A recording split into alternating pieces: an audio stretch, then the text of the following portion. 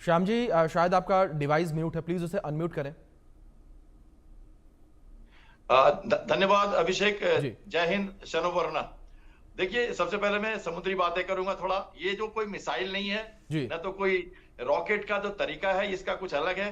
तो जी। जब हम एंटी सबमरीन वॉरफेयर की बात करते हैं तो शायद अदृश्य शक्तियां हैं समुद्र की, ये सबमरीन्स, और इनको मारना, ये बातें हमारे दर्शकों के जहन में कम आती हैं। सबसे पहले मैं बता दूं, ये एक रॉकेट बॉम्ब है, जी। जो एक्चुअली एक बॉम्ब है जिसको रॉकेट पे करके छोड़ना है। जी। हमारे पास ये पहले भी बॉम्ब थे रशिया से, आरजीबी रॉकेट बॉम्ब यूनिट, जिनको हम जो हम जाने 2500, 6500, ये अभी भी हमारे दूसरे सिस्टम में लगे हुए हैं। पर ये डीआरडीओ के द्वारा बनाया हुआ extended range anti submarine rocket है, जो हमारी इंडियन इंडिजनाइज्ड रॉकेट लॉन्चर जो हमने बनाई है, उनसे ये छोड़ी जाएगी। अब आपको कह लगेगा कि 8 किलोमीटर की रेंज, पहले तो टेक्नोलॉजी की बात करते हैं तो रेंज सबसे बड़ा सरप्राइज होता है। हम ये कहेंगे नहीं कि रेंज आपकी कहां तक जा सकती है। मल्टी रेंज रॉकेट लॉन्चर है। किसको मारता है? सबसे पहले सबमरीन जब हमारे नजदीक आती है हमें टो लेने के लिए, तो आज के दिन में भी अंडर वाटर टेक्नोलॉजी इतनी डेवलप नहीं है कि जी। हम 5 और 6 किलोमीटर से ज्यादा हम किसी शिप को पकड़ पाए। तो इसका मतलब जब हमारे 5 किलोमीटर के अंदर नहीं आएगी, उसके पहले ही हमें सबमरीन को मारना है।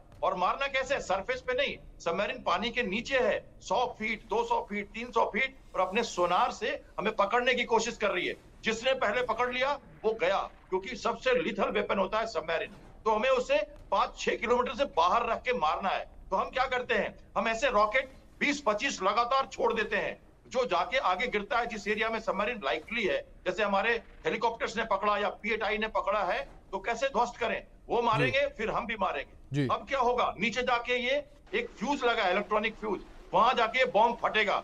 अगर दूर भी फटा तो थोड़ी भी, क्योंकि ध्वनि की गति पानी के अंदर बहुत दूर तक जाती है, तो सबमरीन में विस्फोट हो जाएगा, क्रैक हो जाएगी। ये है टेक्निक इस जी। रॉकेट का। जी। इसको आप समझेंगे तो मजेदार लगेगी, क्योंकि ऐसे बातें बाहर से समझ में नहीं आती। तो एक बॉम्ब है बिल्कुल। जो एक डेप्थ पे, एक दूरी पे, और अलग अलग दूरी पे भी फट सकता है। जी। और कई आप देख रहे हैं पिक्चर में, आप एक साथ कई रॉकेट पानी में गिर रहे हैं और नीचे जाके ब्लास्ट कर रहे हैं। जी। अगर सबमरीन 1 किलोमीटर दूर भी हुई, वहां से जी। प्रॉक्सिमिटी में भी हुई, तो जी। वो बर्बाद हो जाएगी। तो एक बिल्कुल। तरह से उनके नजदीक आने से पहले हमने उनको ध्वस्त किया। तो जी। ये जो एंटी सबमरीन रॉकेट है, ये हमारे पास पहले भी थी। जी। मैंने भी अब उसको यूज किया हुआ है सारे। और आईएनएस कावरती जो है, एसडब्ल्यू, इसमें भी सोनार लगा हुआ है, जो कि 5-6 किलोमीटर तक ही पकड़ सकता है। जी। तो दोनों की लिमिटेशन है, सबमरीन के भी हमारी भी। और न्यूक्लियर सबमरीन घात लगा के बैठी रहती है।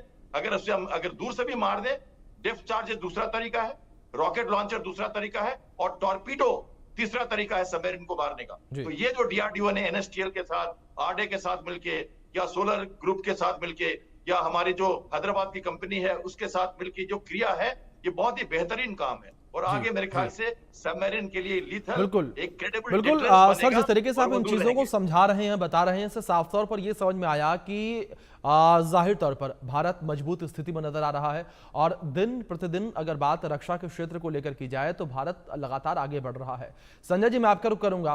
और इस बीच सर, आपसे सवाल यहां पर भारत की आत्मनिर्भरता को लेकर रक्षा क्षेत्र में, अगर रक्षा क्षेत्र को लेकर बात करें, पिछले कुछ सालों में हम ये लगातार देख रहे हैं कि जिस हम छोटी छोटी चीज़ों के लिए दूसरे देशों से, बाहर के देशों से डील करते थे कि हमें चीज़ें मिले, लेकिन अब हम भारत में ही, अपने देश में ही इन्हें डेवलप कर रहे हैं।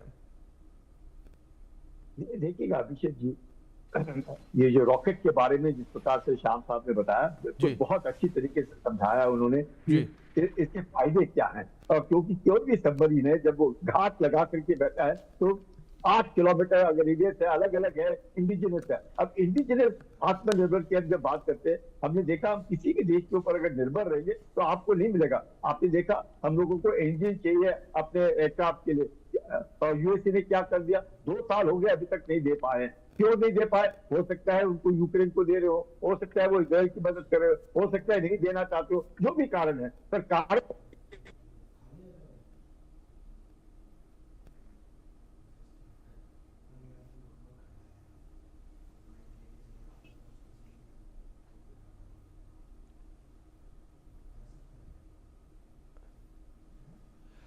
आप संजय जी, किसी तकनीकी खामी की वजह से आपकी आवाज हम तक नहीं पहुंच पा रही। इस बीच में श्याम जी का रुख कर लेता हूं। श्याम जी, मैं आपका रुख करूंगा। जिस तरीके से आपने इस पूरे सिस्टम को लेकर जानकारी दी, ऐसे में आपसे यहां पर यह भी समझना चाहूंगा मैं, क्या इसके माध्यम से केवल किसी टारगेट को आइडेंटिफाई करने के बाद ही अटैक किया जा सकता है, या इसके अंदर जीपीएस गाइडेड टारगेटिंग भी मौजूद है? तब हम करेंगे, ये दिक्कत आती है। देखिए, मैं बताऊं आपको, ये मैं बताता हूं आपको। देखिए, ये जो है ये एंटीसिपेशन में फायर किया जाता है। ये कोई टारगेटेड वेपन नहीं है कि सबमरीन के ऊपर जाके गिरे। तो ये अंडर वाटर वॉरफेयर है, बिल्कुल अलग तरीका है। दर्शकों को इस अदृश्य तरीके को समझना होगा पहले। ये बिल्कुल अलग वॉरफेयर है और बहुत ही लिथल वॉरफेयर है। बहुत ही पोटेंट वेपन होती है सबमरीन। अगर वो डिटेक्ट हो जाए तो वो सिटिंग डक है। उसके बाद हम उसको हेलीकॉप्टर से, P8I एयरक्राफ्ट से, मैरीटाइम पेट्रोल, SW हमारे पास P8I